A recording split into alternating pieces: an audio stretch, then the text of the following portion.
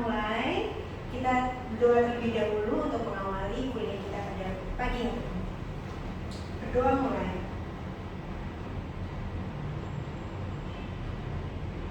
Berdoa selesai. Baik, hari ini kita akan skillet atau keterampilan klinis untuk kalian. Kita dalam kelompok kecil supaya kalian bisa lebih fokus dan lebih terampil dalam mengerjakan khususnya hari ini tes pendengaran sederhana, yaitu tes fisik. Ya, next. Jadi diharapkan capaian lulusan mampu menguasai masalah kesehatan berdasarkan ilmu kedokteran dan kesehatan yang mutakhir. Kemudian capaian pembelajaran mata kuliah itu mampu mengintegrasikan ilmu pada sistem indera terhadap gangguan THT. Kemudian capaian mata kuliahnya yaitu mampu menjelaskan patfisnya atau patofisiologinya, pemeriksaan fisik penunjang, diagnosis dan tata laksana dalam luar telinga. Nah, kita awali dulu dengan seseorang yang mengalami gangguan pendengaran, baru kita lakukan pemeriksaan pendengaran. Nah, berarti kita harus mengetahui dulu kira-kira macam-macam alat yang digunakan sehari-hari untuk personal listening device atau alat-alat yang digunakan secara personal untuk mendengarkan musik atau suara. Ya, kalau untuk yang A ini adalah earphone. Jadi adanya earplug yang dimasukkan melalui liang telinga. Kemudian B itu adalah headphone, sedangkan yang C adalah headset, ada mikrofonnya. Gitu ya. Kalau untuk B dan C hampir mirip, hampir serupa karena dia hanya menutupi auricula atau daun telinga kita. Nah, apa itu GPAB?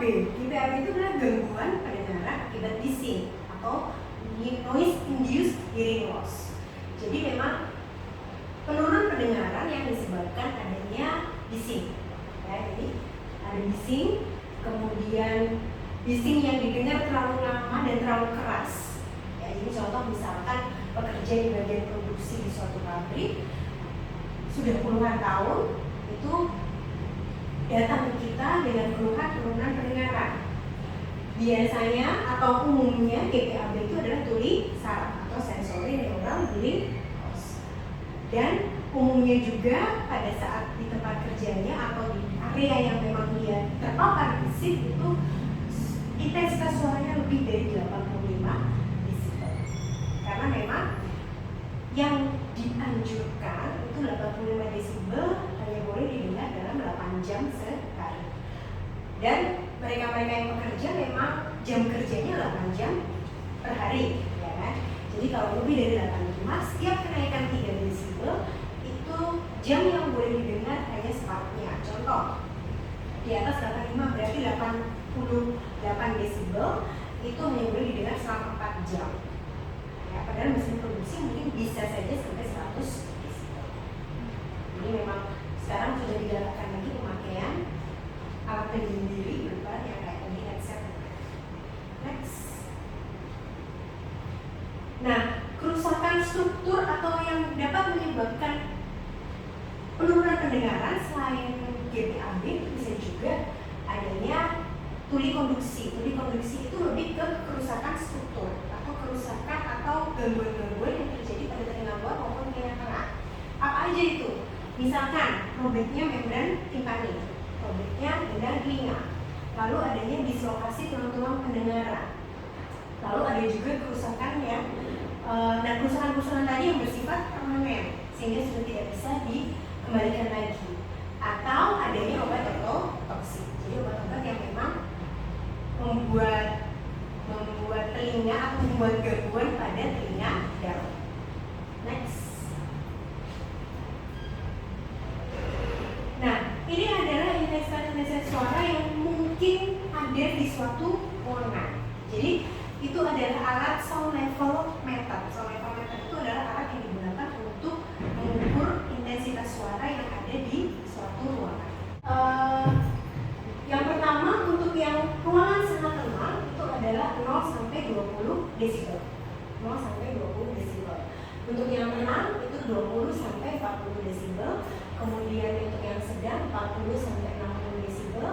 Untuk suara yang cukup kuat kira-kira sekitar 60 sampai 80, saat hirup pikuk 80 sampai 100, dan lebih dari 100 itu sudah suara-suara yang memungkinkan. Suara-suara bicara biasa seperti ini kurang lebih 40 sampai 60 atau sekitar 50 desibel. Ya, next. Nah, penyebabnya apa? Itu tadi bunyi dengan frekuensi yang cukup tinggi. Kalau frekuensi itu berarti satuannya hertz, sedangkan volume atau intensitas itu yang satuannya desibel. Dalam artian bunyi yang terlalu tinggi di atas 85 desibel atau yang frekuensinya juga terlalu tinggi dan berlangsung biasanya memang 5 sampai 10 tahun atau lebih. Ya, next.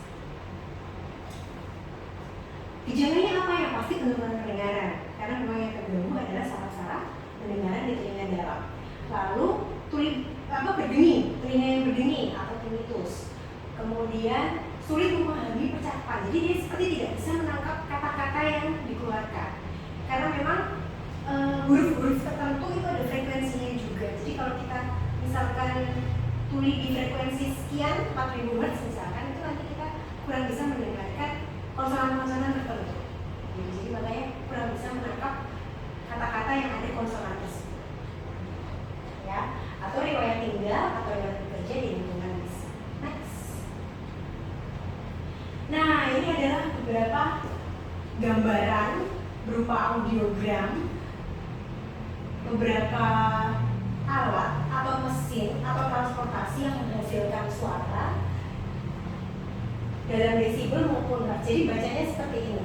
Misalkan pesawat terbang itu suara yang dikeluarkan pesawat terbang itu adalah sekitar 4000 Hz. Ya, untuk frekuensinya 4000 Hz. Tapi untuk intensitasnya itu bisa sampai 110. Ya. Ini 110. Jadi desibelnya cukup tinggi, volumenya tinggi sekali ya. Kalau kita di bandara kita bisa dengar ya, kalau suaranya tinggi sekali. Frekuensinya juga tinggi, kata 4000. Itu ya. Motor-motor balap kita bisa lihat itu 8000 Hz. Frekuensinya desibelnya sekitar 100. Gitu ya. Telepon itu frekuensinya bisa sekitar 3000 ya, 3000 sampai 4000, tetapi desibelnya kira-kira 8000. Makanya beberapa lansia yang presbikusis itu apa? Turunnya pendengaran pada lansia. Lansia itu umumnya penurunan pendengarannya adalah frekuensi tinggi. Jadi biasanya untuk telepon memang jadinya kurang bisa mendengar, karena ternyata dari telepon frekuensinya tinggi, desibelnya ya rata-rata tinggi tapi tidak terlalu tinggi. Makanya kalau lansia biasanya untuk dari telepon sudah kurang dengar, harus di volumenya harus sudah keras. Next. Nah, ini ada beberapa juga contoh noise levels yang mirip audiogram tadi. Next. Nah, tes pendengaran sederhana kita kenal adanya tes bisik dan tes Darmutala. Nah, next. Tes bisik itu kita lakukan nanti ya teman-teman sekalian, jaraknya 6 meter. Kemudian pemeriksa akan membelakangi atau pasien akan membelakangi pemeriksa supaya dia tidak bisa membaca mulut kita, gitu ya. Kemudian yang kita ucapkan adalah 2 suku kata bisilabik di akhir ekspirasi. Contoh, nanti ada kata-katanya khusus karena itu kata-katanya sudah diteliti dan sudah dibakukan, gitu ya. Itu nanti kita kasih daftar kata-katanya. Contoh misalkan ada kata gadget dan kata buku. Kita tarik nafas dulu, lalu kita ucapkan buku. Jadi tidak yang whispering tes fisik kan namanya whispering test, tapi tidak yang benar-benar lembut, tidak yang benar-benar bisik-bisik gitu ya. Tapi cukup lembut, tapi tarik nafas dulu, inspirasi, ekspirasi maksimal, lalu kita ucapkan kata. Ya. Lalu yang diperiksa yang mana dulu? Telinga yang normal dulu. Baru setelah itu itu yang keluhan. Atau kalau misalkan dua-duanya keluhan, kayak keluhannya lebih ringan dulu, baru yang keluhan lebih berat. Lalu kita sumbat dengan kapas basah pada telinga yang tidak diperiksa. Dan penilaian lebih dan sama dengan 80% benar, itu berarti tidak perlu maju ke 1 meter ke depan, ya. Tapi bila tidak, maka harus harus maju 1 meter. Jadi contoh misalnya gini, kita berikan 10 kata, pasiennya bisa menyebut 8 kata, berarti kan sama dengan 80%. Berarti memang pendengarannya ya di titik itu, ya. Misalkan dia tidak bisa mendengar atau dia hanya bisa mendengar 6 atau 7, berarti kan kurang dari 80%, dia harus maju 1 meter. Nanti di meter yang berikutnya itu dia harus diteskan lagi 10 kata. Gitu ya. 5 kata bisa, cuma nanti kan hitungnya agak sulit ya, berarti nggak sulit juga sih. Berarti 4, benar 4 dari 5 itu 80%. Kalau dia benernya cuma 3, ya berarti harus maju 1. Ada yang bertanya dulu sampai sini? Nah, bagaimana penilaiannya? Karena tadi kita sebutkan bahwa jarak awal 6 meter. Nah, pada jarak 6 meter itu berarti dapat dikatakan pendengarannya normal, gitu ya. Kemudian misalkan pada jarak 5 meter itu masih dalam batas normal juga. Pada jarak 4 meter kita sebut tuli ringan. Pada jarak 2-3 meter tuli sedang. Sedangkan jarak hanya 1 meter kita sebut tuli berat. Gitu ya. Next. Nah, ini adalah daftar kata bisilabik yang nanti kami beri kata-katanya, jadi tidak perlu dilupakan. Lanjut, next. Ini ada video tes bisik. Nanti saya berikan ke kalian aja supaya kalian bisa membaca atau mempelajarinya lebih fokus. Next. Nah, ada sedikit kayak post-test gitu ya dari saya. Kira-kira jawaban nomor 1 apa? Saya izin menjawab. Silakan ya kan. GPAB itu singkatan dari gangguan pendengaran akibat bisik. Oke, 100. Nomor 2, siapa mau menjawab? Saya izin menjawab. Fania? Untuk batas aman intensitas mendengar itu kurang dari 85. Oke, kita 100. Nomor 3. Saya izin menjawab dong. Sally, silakan. GPAB termasuk tuli sensori neural.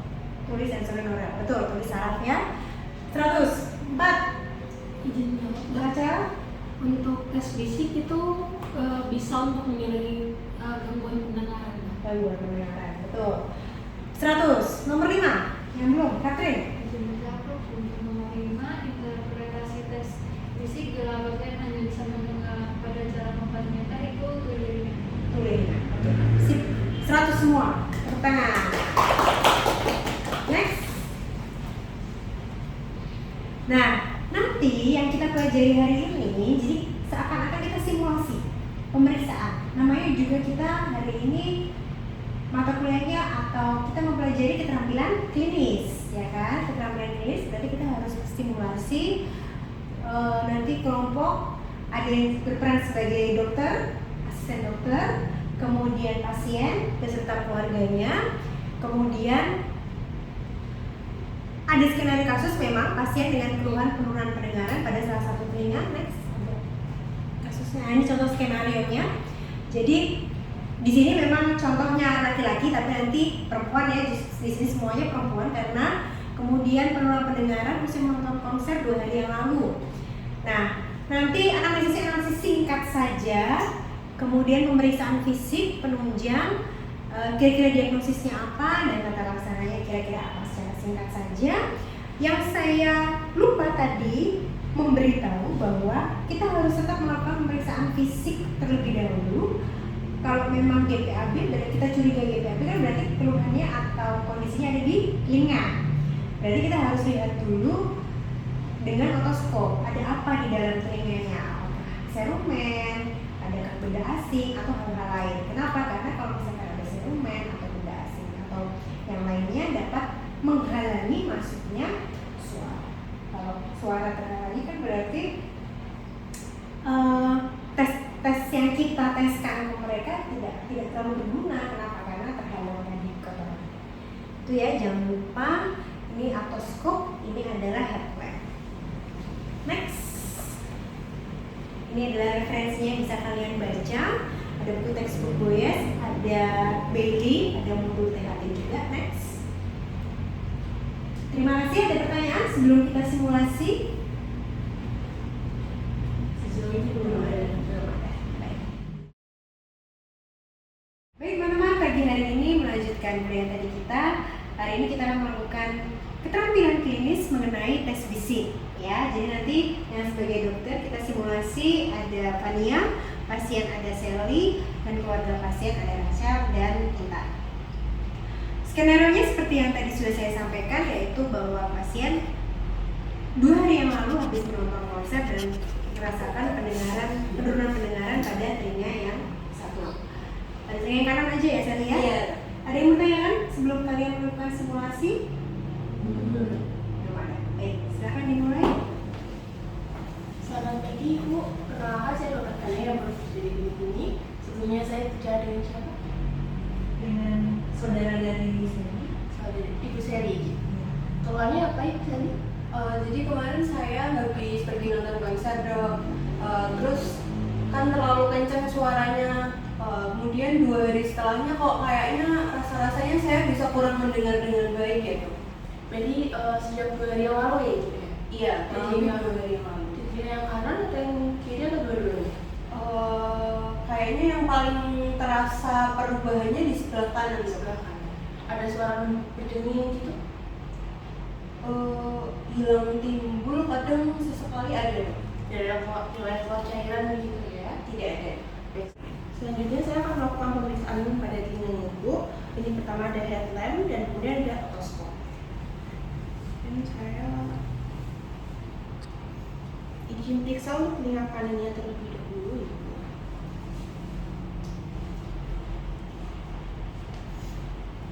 Di sini Ibu. Mungkin untuk telinga kirinya. Di sini. Baik. Untuk pemeriksaan fisik telinganya, untuk kanan dan kiri bersih ya Ibu, tidak ada sedimen, tidak ada benda asing. Kemudian kita akan lanjut ke pemeriksaan tes fisik. Baik, sekarang kalian akan melakukan pemeriksaannya tes fisik. Fania sebagai dokter dan saya sebagai pasien. Nanti Fania akan memperagakan atau mensimulasikan pemeriksaan tes fisik. Silakan.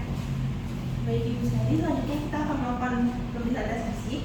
Selanjutnya saya akan melakukan di telinga kanan sehingga telinga kiri akan saya tutup. Telinga kanan akan saya tutup. Kemudian pemeriksa berada di seolah sejauh 6 meter dari pasien.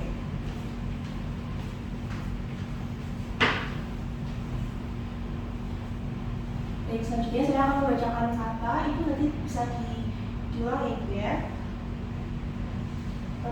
Pemeriksa akan ekspirasi dahulu, kemudian menyebutkan kata.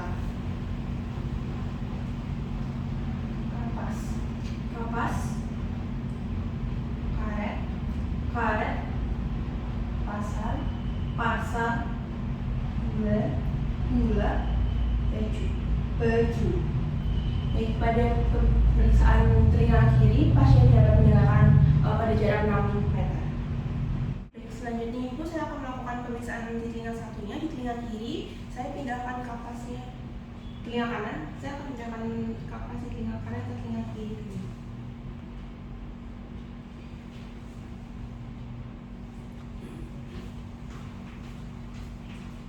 Nah, Ibu, kayak tadi ya Ibu, nanti diulang lagi kata-kata dari saya. Kemudian pemeriksa ekspirasi, kemudian menyebutkan kata. Kapas, Kapas, karet,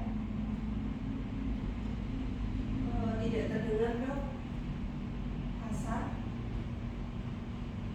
Pasar, gula, gula, baju. tidak terdengar dok. Baik, pemeriksa maju 1 meter karena pasien tidak dapat mendengar kurang dari 85. Kemudian saya akan ulang lagi Ibu. Tidak terdengar dok. Karet. Karet. Pasar. Pasar. Gula. Tidak terdengar. Keju. Tidak terdengar. Baik, pasien kurang mendengar dari 85%, maka pemeriksaan maju 1 meter. Kapas. Kapas. Karet. Karet. Pasar. Pasar. Gula. Gula. Baju. Baju. Baik, pasien dapat mendengarkan 5 kata dalam jarak 4 meter. Jadi saudara saya bagaimana dok hasilnya? Baik, Ibu, tadi dari berdasarkan pemeriksaan pada telinga kiri pasien masih normal karena pasien dapat mendengarkan 5 kata pada jarak 6 meter. Namun pada telinga yang sebelah kanan yang terasa penurunan pendengaran tadi, pasien hanya dapat mendengarkan pada jarak 4 meter, yaitu termasuk dalam telinga. Kalian hari ini sudah baik sekali simulasi untuk keterampilan klinis tes fisik kita. Koreksi sedikit, tadi ada sedikit kesalahan bahwa yang betul ada 80% ya, bukan 85%. Dan kita harapkan nanti ke depannya kalian sudah bisa melakukan ini dengan mandiri ya, karena ini termasuk kompetensi yang 4A, kalian harus bisa. Apakah ada pertanyaan? Belum ada.